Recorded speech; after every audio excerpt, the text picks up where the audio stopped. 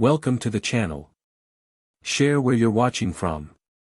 We'd love to find out, so drop a comment below, and let's jump into the story. Hey everyone, I've been lurking here for a while, but today I finally decided to post. My name's David, and I'm a 37-year-old software developer from Chicago. Life was going well, I had a secure job, a house, a wife I loved, or so I thought, and a sweet 6-year-old daughter. My wife, Caroline, and I had been together for over 12 years, and I believed we shared one of those rare marriages that could survive anything life threw at us. But life has a twisted way of pulling the rug out from under you when you least expect it. About 6 months ago, things started to feel off. Caroline began coming home late from her marketing job at a consulting firm. She'd say it was due to intense project deadlines or because her boss, Scott, needed extra help. At first, I didn't think much of it. Who doesn't go through tough stretches at work, right? But her excuses became more frequent, and they didn't always add up. One night, I decided to surprise her with her favorite coffee from Café Momentum, a spot near her office where we'd often go on dates before we got married. I thought it would be a sweet gesture to bring her a latte during her break. When I got to her office building, though, her coworkers looked at me with uncomfortable glances and mentioned she had already left for an off-site meeting with Scott. Feeling awkward, I waited in my car in the parking lot to see if she'd return soon. About 45 minutes later, I saw Caroline and Scott leaving the building together. They were walking closely, talking quietly, their body language way too intimate for my comfort. The way they looked at each other, there was something unsettling about it that made my stomach churn. I tried to convince myself that I was overreacting, but that moment planted a seed of doubt in me that I couldn't shake. That was only the beginning of a journey that would turn my world upside down. After that night, the doubt started taking root. I'd lie awake, staring at the ceiling, replaying moments over in my mind, all the times Caroline came home late, the odd texts she'd brush off, the way she'd be glued to her phone but would quickly put it away whenever I walked into the room. She started pulling away emotionally, too. Little things, like not laughing at my jokes anymore or brushing off moments that used to bring us closer, became hard to ignore. One night, when she was supposedly working late again, I decided to do something I never thought I'd have to do. Caroline had left her phone charging in the kitchen, something she never used to do, and I remembered the passcode from a time she'd asked me to check some vacation photos. Hesitating, I told myself I'd just take a quick look, 5 minutes, just to put my mind at ease. But it didn't take 5 minutes to find what I was looking for, it took 30 seconds. I opened her messages with Scott, and there, staring back at me, were messages no husband should ever have to see. These weren't just work texts or friendly banter, they were messages that painted a life together I knew nothing about. They talked about weekends spent together on business trips, times when I was home watching our daughter so Caroline could focus on work. Reading message after message, I felt like I was seeing a whole different side of her.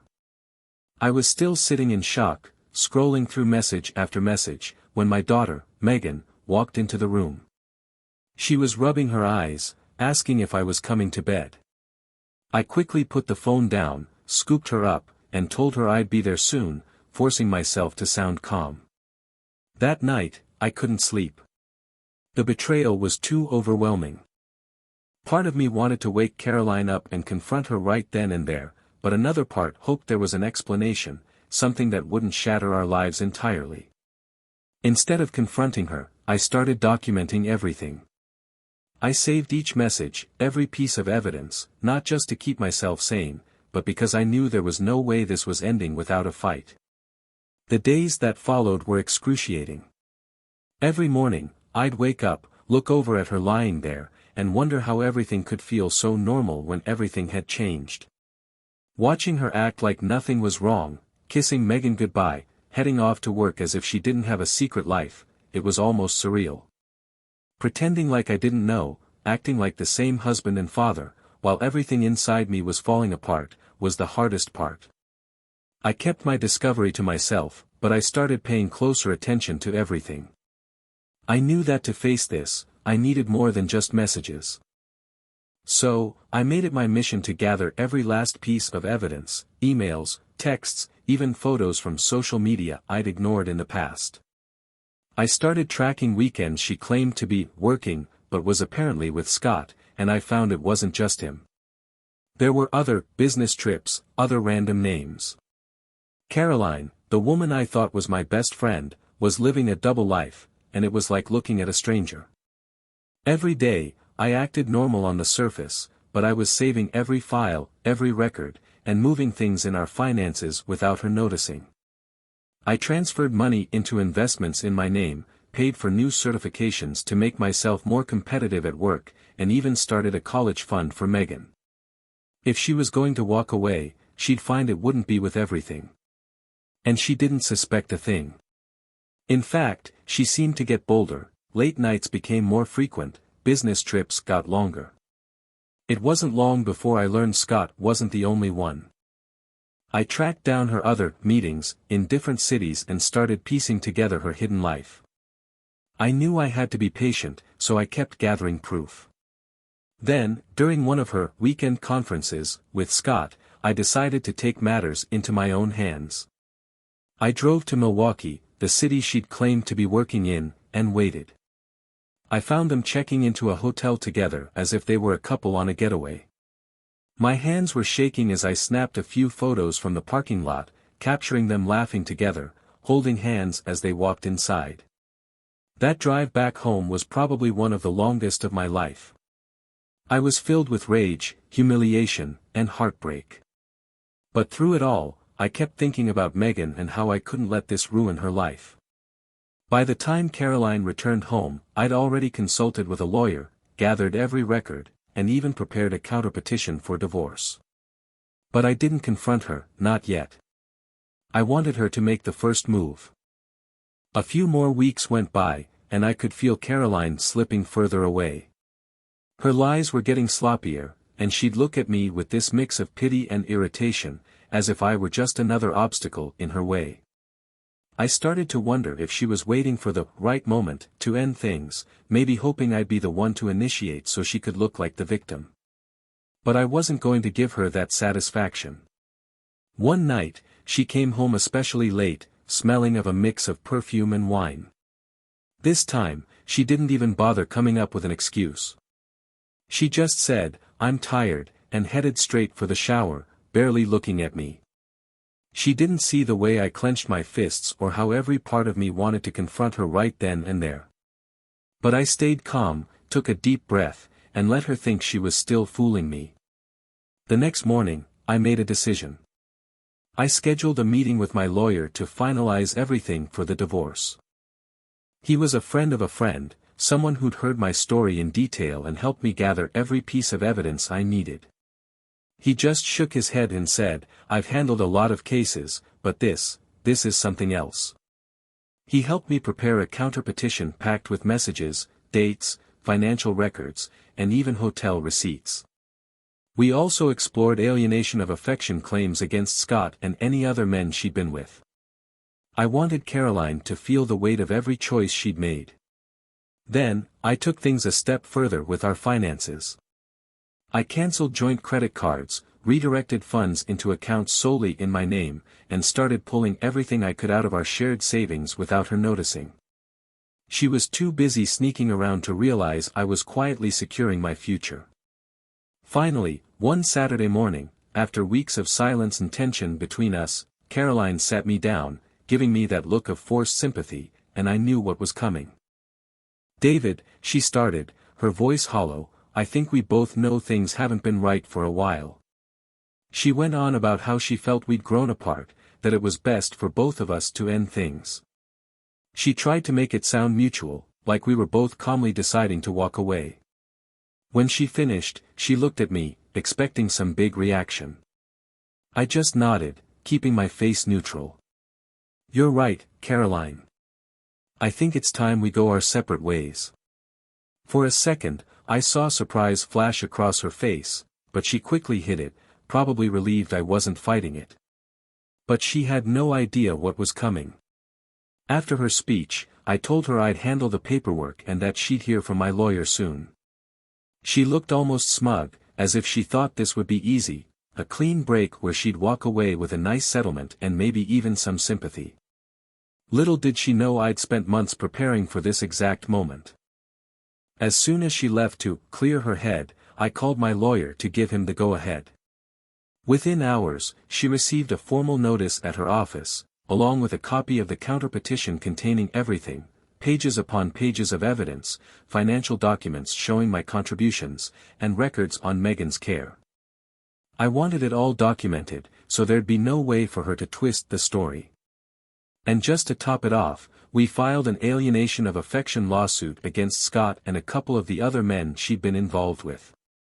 This wasn't about money, I just wanted them dragged into the mess they'd helped create. When she came home that evening, she looked like she'd seen a ghost. She stormed in, clutching the paperwork, her face pale and eyes wide. "What the hell is this, David?" she demanded, waving the papers. I shrugged. "Exactly what you asked for, divorce, just with a bit of detail." Her eyes narrowed. "You're insane if you think you can pull this off. You're going to ruin both of us." "No," I said calmly, "you already did that. I'm just making sure you don't walk away unscathed." She started shouting, calling me vindictive and unreasonable, claiming that the alienation of affection claims were absurd and irrelevant. I just sat there, calmly listening to her rant, letting her tire herself out. When she finally stopped, I looked her straight in the eyes and said, "Caroline, you're not fooling anyone. Not anymore." She went quiet, her face hardening as she realized I wasn't backing down. She looked like she wanted to say something hurtful, but all she did was turn on her heel, muttering something about talking to her own lawyer. The fallout was brutal. Word spread quickly among friends, family, and even some of her co-workers. Scott tried to distance himself, taking a leave of absence when the lawsuit hit. As for Caroline, it didn't take long for her to realize just how many people knew and judged her. Watching her world crumble felt surreal. I'd be lying if I said there wasn't some satisfaction, but part of me, the part that had loved her once, was almost shocked by how quickly everything turned against her. The whispers started soon after. Neighbors who had always waved and smiled at Caroline now looked at her with sideways glances, whispering as she walked by. People she used to confide in stopped reaching out or even making eye contact. Then Scott got pulled into it. His company must have seen the writing on the wall because his leave of absence turned into a permanent departure within weeks. His wife kicked him out, and last I heard, he was renting a small one-bedroom apartment on the edge of town. The man who had once flaunted his power over Caroline, treating it like some twisted romantic game, was now left with nothing. There was something poetic about it. Caroline didn't fare much better. Her boss at the consulting firm was furious when he found out, having an affair with a direct supervisor was a nightmare for HR. She got pulled into endless meetings with management and the legal team, and the stress was eating away at her. She'd come home looking more tired and frustrated than I'd ever seen her, barely speaking a word. One night, I overheard her on the phone with her best friend, practically begging for someone to stand by her. But even her friends seemed to have reached their limits. Our house, once filled with laughter, was now silent and tense. Even Megan sensed the shift. She started asking why Mommy was always upset, why she seemed so sad. I tried to keep things as normal as possible, making sure her routines and activities stayed intact, but I knew she could sense the storm around us. Watching Caroline fall apart was strange. It was like seeing a stranger in her place, someone defeated, weighed down by the choices she had made. One evening, Caroline finally broke down. She came into the living room where I was reading, her face tear-streaked and desperate. "David," she started, her voice shaking, "please, can we just end this without tearing each other apart?" I closed my book and looked up at her. "You think I wanted this, Caroline? I wanted a family. I wanted trust. You're the one who chose Scott and all those other men over us. She looked away, her face flushed with shame, or maybe anger, it was hard to tell. I made mistakes, big ones, she whispered, but can't we just move forward? Move forward? I shook my head, almost laughing. You lost that chance the moment you betrayed us. I'm not going to make this easy for you. She bit her lip, holding back another sob. I've lost everything, she said, her voice barely above a whisper. My job, my friends, even my reputation. You're leaving me with nothing. I just looked at her, letting her words hang in the air. She had no one to blame but herself. After that night, Caroline barely spoke to me. She'd leave early in the morning, come back late, and head straight to the guest room without a word. There were no more arguments, no more pleading, just silence. It was strange, almost like we were strangers living under the same roof, each of us just waiting for this arrangement to end. Meanwhile, my lawyer kept things moving quickly. We had a rock-solid case, and Caroline's attempts to fight back were weak at best. She tried to contest the finances, claiming I was hiding money, but with all the evidence I had showing her years of infidelity, she didn't have much of a leg to stand on. I made sure to keep Megan out of it, but the facts were clear. Caroline was the one who broke our marriage, and legally, that meant she wasn't walking away with much. One evening, after Megan had gone to bed, Caroline pulled me aside. She looked worn out, defeated in a way I'd never seen before. David, she said softly, I don't even have enough for a place of my own. You're taking everything. I looked at her, feeling a strange mix of pity and satisfaction. You're getting what's fair, Caroline. You still have your car, and there's enough for you to get started somewhere else. This isn't about leaving you with nothing, it's about accountability. Her face hardened. You're enjoying this, aren't you? I didn't deny it. Maybe a little. But that doesn't change what you did. And you don't get to play the victim here. She stormed off, slamming the door to the guest room. I could hear her muffled crying through the walls, but I felt nothing. After everything she'd done, I was done feeling sympathy for her. The final blow came about a week later. Caroline's company officially terminated her for breach of conduct. I found out through a mutual friend who worked there. Apparently, Scott wasn't the only one who faced consequences. With no job, no friends left in the city, and her reputation in tatters, she had nothing to hold on to. And that's when she finally signed the divorce papers. It was like she'd been waiting for a miracle that never came. The day Caroline signed the papers, I felt a strange calm wash over me. There was no joy, no sense of triumph, just relief. After months of planning, hiding, and pretending, it was finally over. She left the papers on the kitchen counter with a shaky, half-hearted note scribbled at the top, I hope you're happy now. I looked at her messy handwriting, and for a moment, memories flashed through my mind, our first apartment, the vacations, the times we'd laugh until we couldn't breathe. I thought those memories would hurt, but instead, I just felt empty. Caroline stayed in the house for another week while she figured out her next steps. We barely saw each other. She'd go out during the day, probably looking for work or a place to live, and come back late, exhausted and defeated. I kept things as normal as I could for Megan, making her breakfast, helping with her homework, and trying to shield her from the mess that had become her home life. Then, one evening, Caroline came into the living room as I was reading a bedtime story to Megan. She stood in the doorway, looking hesitant, almost as if she were unsure whether she was welcome. I glanced up, and she gave a weak smile. Can I say goodnight? Megan's face lit up, and she jumped out of bed to hug her mom. Caroline held her tightly, tears in her eyes, like she knew this might be one of the last nights they'd spend under the same roof. I watched silently, letting them have their moment. Whatever I felt about Caroline, she was still Megan's mom, and I wasn't about to make this harder on her than it already was. After Megan went to bed, Caroline lingered in the living room. She looked at me, her face pale and tired. I found an apartment, she said, her voice barely above a whisper. It's not much, but it'll do. I nodded. Good. I'm glad you're getting settled.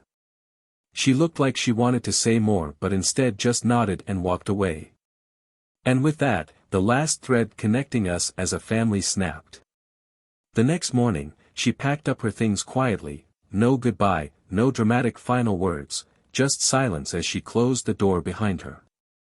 The day after Caroline left, the house felt different. Lighter, maybe. The silence that had once been so tense now felt peaceful. For the first time in months, I woke up without that sick, gnawing feeling in my stomach. I made breakfast for Megan, and we sat together at the table, just the two of us. She asked where Mommy was, and I kept my answer simple. Mom's staying somewhere else for a while, sweetie, but you'll see her soon. She nodded, her little face serious, like she understood more than she let on. Over the next few weeks, I threw myself into rebuilding my life. I picked up some side projects, focusing on work in a way I hadn't been able to in months. I wasn't just surviving anymore, I was planning for the future. I set up a college fund for Megan, put some money into investments, and even booked us a small vacation, just the two of us. A fresh start. Caroline, meanwhile, was struggling. Friends we had in common would occasionally mention they'd seen her around town, looking lost or distant. A few of her old friends even reached out to me, expressing surprise at her behavior and saying they didn't know she had it in her to do what she did. She'd burned nearly every bridge. One day, she called, asking to see Megan for the weekend. I agreed but set firm boundaries. We arranged a neutral drop-off, and when she showed up, she looked thinner, almost frail. Her smile was forced as she hugged Megan, and she barely looked me in the eye. There was no hint of that confidence she used to have, no trace of the woman who once thought she'd gotten away with everything. After Megan left with her, I felt a pang of something, not quite guilt, but maybe a sense of finality. This was the new normal now, separate lives, split weekends. I'd lost a marriage, but I wasn't about to lose my dignity or the future I wanted for my daughter. Each time Caroline picked up or dropped off Megan, I could see how much she was struggling. Her clothes were the same ones she'd worn months ago, looking worn and out of place, and her face looked drawn, as if she hadn't slept in days. I didn't ask questions. I just stayed polite and kept things civil for Megan's sake. I could tell Caroline wanted to say something, maybe to try to get sympathy, but I kept my distance. There was no part of me that wanted to go back or reopen any of the wounds she'd left behind. Caroline's visits with Megan became routine. Like clockwork, she'd come by on Friday evenings, always looking a bit more worn down than the time before. The confident, high-energy woman I'd known had been replaced by someone who seemed defeated, a stranger wearing Caroline's face. She'd barely make eye contact, quickly hugging Megan and whisking her away, probably hoping to avoid any conversation with me. I kept things civil, but there was nothing left to say between us. One Friday, though, she lingered at the door after Megan ran to the car. She looked like she wanted to speak, shifting awkwardly, and finally blurted out, "David. I didn't think things would end up like this." Her voice cracked, and for the first time, I saw something like regret flash across her face. I kept my expression neutral. "What did you expect, Caroline?" She opened her mouth, then closed it, fumbling for words. "I guess. I don't know. I thought," she shook her head, looking down. "I thought maybe things would be different, that maybe somehow we could still get along." She trailed off, and I could see she was holding back tears. I crossed my arms, keeping my voice steady. "You made your choices, Caroline. This is the result of those choices. I'm focused on moving forward, for Megan's sake." She looked like she'd been slapped. "It's not that simple. I've lost everything, my job, my friends, even my family doesn't look at me the same way.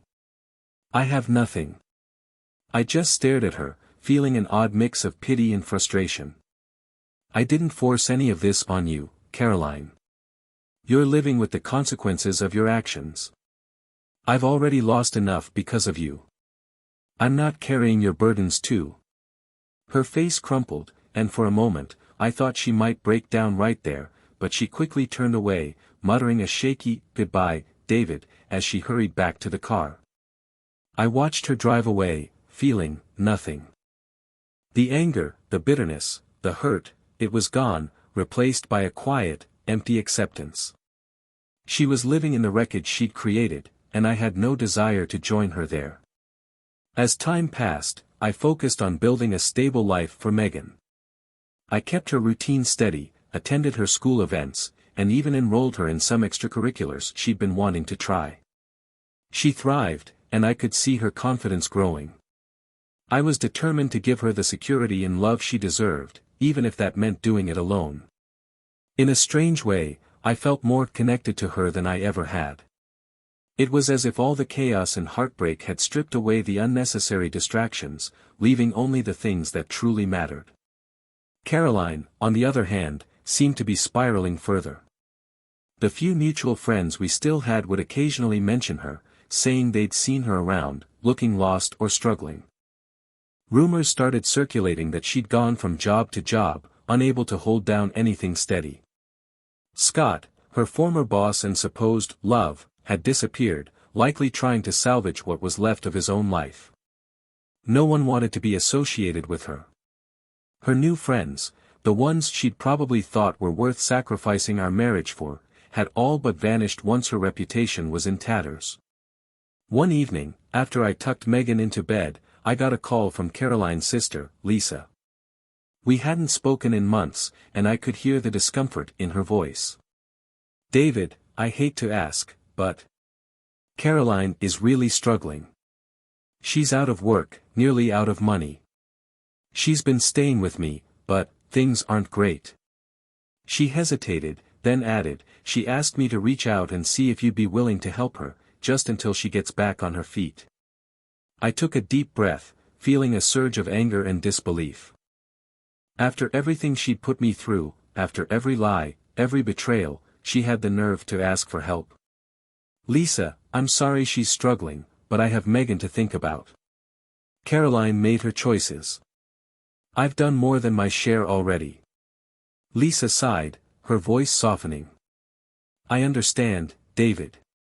She's a mess. I don't know if she'll ever really get back to the person we all knew."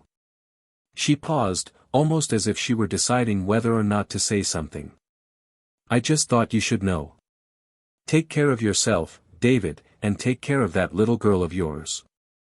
When I hung up, I sat there for a long time, thinking about the past few months, everything that had happened and how Caroline's life had unraveled while mine had strangely started to come together. For the first time in a long time, I felt free. I wasn't just surviving anymore, I was building a life for myself and Megan, a life grounded in trust, honesty, and stability. Caroline was nothing more than a reminder of a past I'd left behind, and I planned on keeping it that way. After that call from Lisa, I thought I'd be done with Caroline, that we'd reached the end of the road. But a few months later, Caroline called out of the blue, asking if we could meet. She said it was important, and despite every instinct telling me to refuse, a part of me was curious.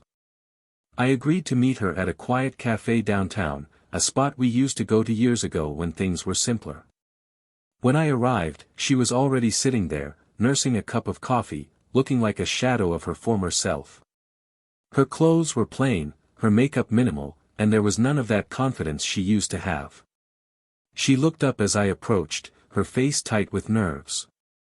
"Thanks for meeting me," she said softly, barely able to meet my eyes. I nodded, sitting down across from her. "What did you want to talk about?" She took a shaky breath, looking down at her cup. I needed to see you, to talk. I know it might be pointless, but I can't live with myself knowing everything I did to you, to our family, and not at least try to make it right." Her voice broke a little, and she took a moment to steady herself. I stayed silent, just letting her speak. Part of me was still angry, but another part was curious, to see if she'd actually changed or if this was another act. I know you don't owe me anything, David, she continued, her voice barely above a whisper. And I'm not here to ask for forgiveness. I know I don't deserve that. But I lost everything because of my own choices. I ruined everything. I just wanted you to know that I'm sorry. Truly sorry. Her voice cracked again, and she wiped at her eyes, looking away. I leaned back, studying her. Why now, Caroline? Why come to me now, after everything that's happened? She looked back at me, her eyes red and tired. Because I have nothing left, David. I don't have my job, my friends, my family barely talks to me. I was so selfish, so blind that I didn't see what I had until it was gone. I thought I could have everything and never face the consequences. I took a deep breath, choosing my words carefully. You know, Caroline, it wasn't just the betrayal that hurt.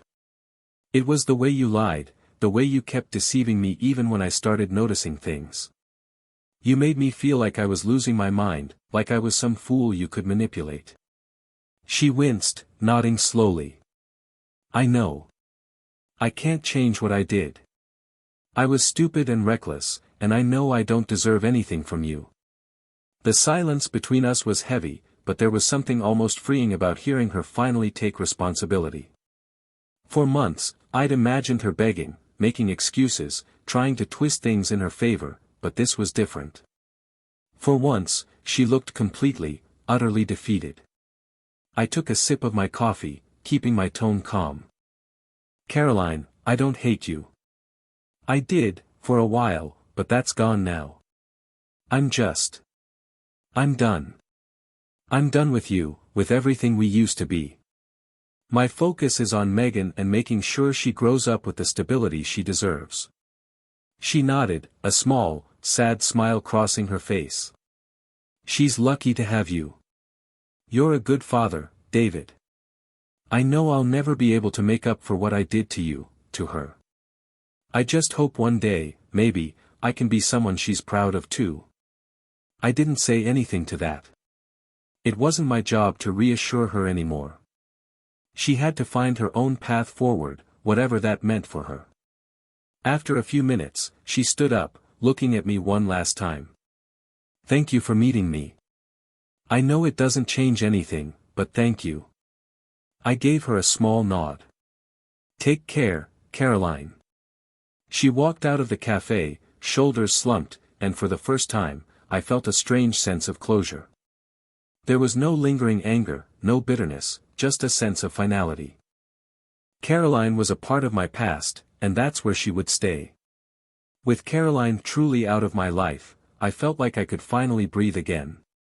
There was no more waiting for the other shoe to drop, no more worrying about what she might try to pull next. It was just me, Megan, and the life we were building, one day at a time. I poured my energy into my work, taking on new projects and even considering a promotion that had been in the works for a while. My career started to take off in ways I hadn't expected, and for once, I felt like I was moving forward instead of just managing the wreckage. Meanwhile, Megan was thriving.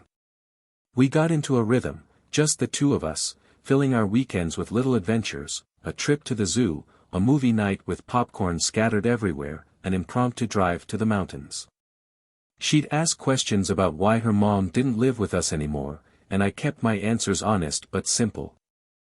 Mom and I just weren't meant to stay together, I'd say, and she'd nod, accepting it in her own way. Over time, the memories of Caroline's betrayal started to fade. I rarely thought about her, and when I did, it felt distant, like looking at an old photograph. I'd get occasional updates from mutual friends or her sister, who still checked in from time to time, but Caroline had faded into the background of my life. She'd managed to find a steady, if modest, job and was trying to piece together what was left of her world. Every once in a while, I'd feel a pang of pity, but I quickly pushed it aside. She'd made her choices, and I was done carrying her burdens.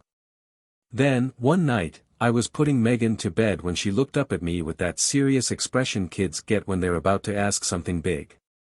"Daddy," she said, her little hand reaching for mine.